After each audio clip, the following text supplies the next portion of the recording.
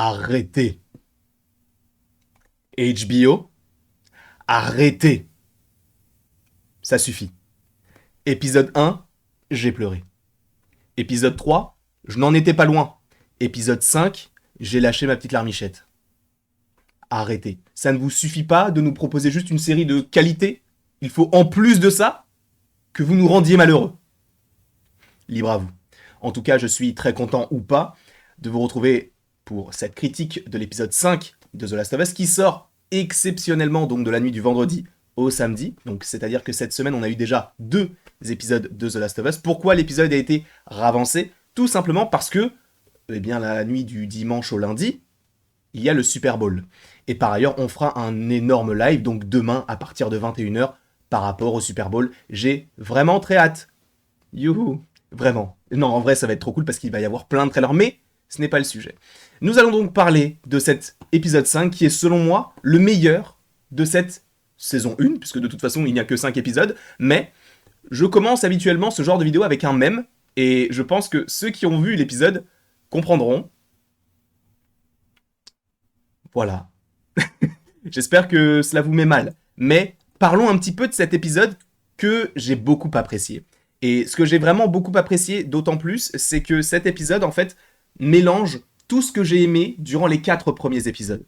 Dans le sens où on a de l'émotion, on a de l'action, on a de l'horreur, on a du gore, on a des trahisons. Tout ce que j'ai aimé est dans cet épisode-là. Ce qui fait que, et j'ai vu les retours sur Twitter, cet épisode est pour beaucoup le meilleur épisode. Alors vous allez me dire, oui, mais tu suis la mouvance!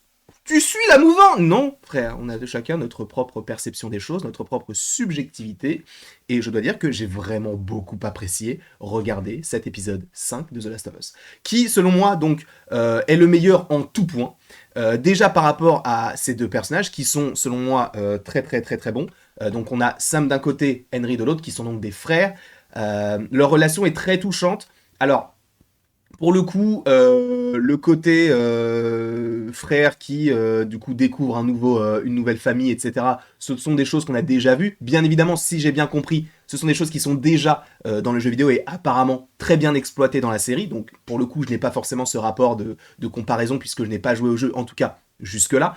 Et ces deux personnages sont très attachants. Je dois dire que Henry, il me saoule un peu, mais c'est parce qu'en fait, il essaye de tout faire pour sauver son petit frère, quitte à trahir Joël et Ellie, même si bon, la trahison a été de courte durée, parce que quand ils étaient pris d'assaut, il s'est dit bah vas-y on part, parce qu'en fait il faut se sauver nous, et Joël et Ellie on vient de les connaître, donc on ne peut pas vraiment risquer notre vie pour eux.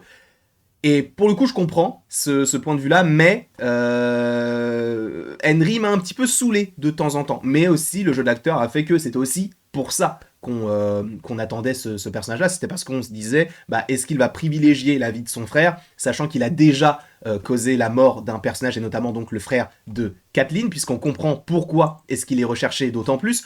Pour rappel, en gros, Henry a tout simplement balancé le frère de Kathleen, qui était donc le chef de la résistance, afin d'avoir des médicaments pour soigner son petit frère, donc Sam, de la leucémie.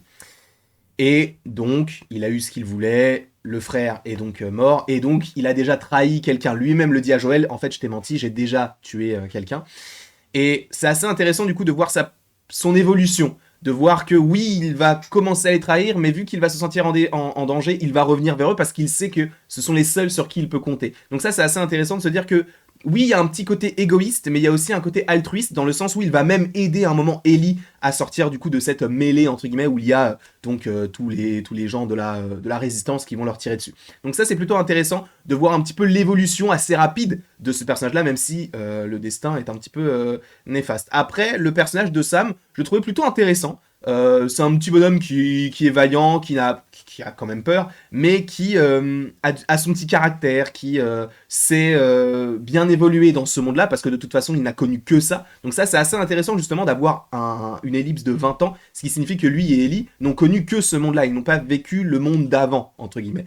Et ça, c'est plutôt intéressant de voir en fait comment est-ce qu'ils évoluent. Est-ce que l'éducation sera la même? Là, on voit que oui, et de toute façon, c'est plus logique de voir aussi des gens qui sont gentils, mais peut-être que justement, il va y avoir des personnes qui vont être élevées de manière un petit peu plus rude, parce que justement, le monde l'est d'autant plus.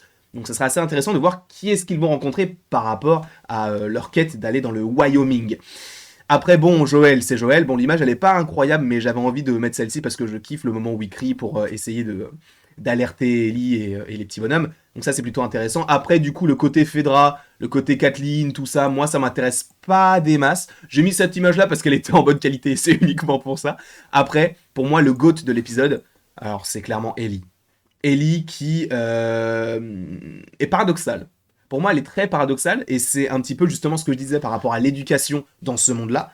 C'est-à-dire que Ellie, elle va évoluer dans ce monde, mais tout en restant un enfant. C'est-à-dire que oui, elle va pouvoir avoir la capacité de tuer quelqu'un afin de sauver sa peau, mais ce n'est pas pour autant qu'elle ne va pas jouer au foot avec le petit Sam. Non pas que le foot soit un sport d'enfant, pas du tout, mais tu vois qu'elle va commencer justement à bien s'intégrer, entre guillemets, dans cette nouvelle génération, de vouloir dessiner, de vouloir jouer avec des petits jouets et tout, chose qu'elle n'a pas forcément pu faire quand elle était plus jeune, puisqu'elle n'a pas connu tout ceci. En tout cas, pour l'instant, on n'en sait pas grand-chose. En tout cas, je n'en sais pas grand-chose. Mais c'est assez intéressant, en fait, de voir que Ellie, elle a ce côté très enfantin avec les jeux, etc. Mais ce côté hyper adulte, et notamment par rapport à la toute fin de l'épisode, quand, justement, Sam se transforme, notamment par rapport à ce côté-là. Et en fait, c'est assez paradoxal, parce qu'on a ce moment-là, et ce moment-là qui représente pour moi le mieux le caractère d'Ellie. Parce que d'un côté, on a la morsure donc du personnage de Sam qui va finir par se transformer, ou en tout cas mourir. Et elle, bah, naïve, elle va se dire, bah, mon sang, il te sauve. Donc, je vais ouvrir ma main, je vais te donner de mon sang. On va juste faire comme ça, on va coller nos deux membres, toi ta plaie et moi la mienne pour te sauver, parce que moi, de toute façon, je peux pas être infecté. Et mon sang protège les gens.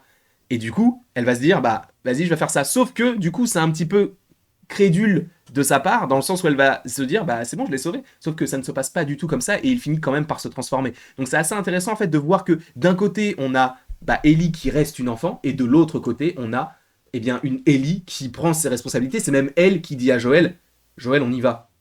Tu sais, c'est même plus lui qui dit let's go, guys, tu vois, attention à la rouge, tout ça. Non, c'est vraiment elle qui prend, entre guillemets, en tout cas à la fin de l'épisode, le lead. Et c'est hyper intéressant justement de voir, pas Joël au pied du mur, mais Joël en fait devenir le personnage le plus naïf, pas le plus naïf, mais le plus gentil des deux, tu vois. Celui qui a le plus de cœur. Et dans celui-ci, on voit qu'il essaye de quand même sauver le personnage de Sam et le personnage donc d'Henry. Et la relation, elle est plutôt intéressante entre les quatre. Mais c'est vrai que Ellie, pour moi, c'est le GOAT de cet épisode-là, et vraiment, elle prend en maturité. Et ça, c'est très intéressant, et justement, c'est paradoxal dans le sens où d'un côté, elle est très, très enfantine, et d'un autre côté, bah, elle est très adulte. Donc, ce rapport de force, hyper intéressant, et j'ai hâte de voir la suite. Mais je ne pouvais pas parler de cet épisode-là sans l'évoquer lui. On va l'appeler Gildas. Gildas, il est ignoble, mais qu'est-ce qu'il est stylé. Alors du coup, je me suis un petit peu renseigné. Oui, c'est un personnage, enfin un personnage. En tout cas, c'est un claqueur qu'on voit déjà dans les jeux vidéo. Donc pour les fans, je suppose que ça vous a fait plaisir. Mais il est immense. Il est immense et j'espère qu'on en verra d'autres des comme ça. Parce que lui, il est incroyable. Il est incroyable. Donc par rapport à ce que je vous disais, cet épisode en fait mêle tout ce que j'ai aimé. Tout ce que j'ai aimé durant les 4 premiers épisodes était concentré en un seul épisode et c'était l'épisode 5. Pour moi, c'est le meilleur qu'on ait eu jusqu'à présent. Je ne sais pas du tout, mais alors pas du tout, où la série va mener. Je suppose qu'à la fin, enfin je connais la fin du jeu, de fin du premier jeu, donc je sais à peu près comment ça va se finir, mais je ne sais pas par où on va passer. Ça, je n'en sais strictement rien du tout. Donc j'ai vraiment très très hâte de voir tout ceci. Quoi qu'il en soit, je vous remercie grandement d'avoir regardé cette critique de l'épisode 5 de The Last of Us. Je vous rappelle que dans la nuit du dimanche au lundi, on va faire un gros live en attente des différents TV spots, des trailers du Super Bowl, sachant qu'il y a du Gardien de la Galaxie, il y aurait donc du Élémentaire, enfin il y a plein de choses qui devraient sortir et on réagira tous ensemble. Alors je ne sais pas si on réagira en live puisque je risquerais d'être cut. Donc on verra comment est-ce qu'on s'organise, est-ce qu'on commence sur YouTube et après on bascule sur Twitch, je ne sais strictement rien du tout. Je ne sais pas du tout comment je vais m'organiser, mais ne vous inquiétez pas, il y aura bien le live. Je vous fais donc d'énormes bisous, et après tout ceci, il ne me reste plus qu'à vous dire à la prochaine, pour la prochaine. Et bien sûr, comme d'habitude, tu peux aimer, partager, commenter, et bien sûr t'abonner. Nous sommes bientôt 67 423. C'est un chiffre symbolique sur YouTube, donc n'hésitez pas à y aller.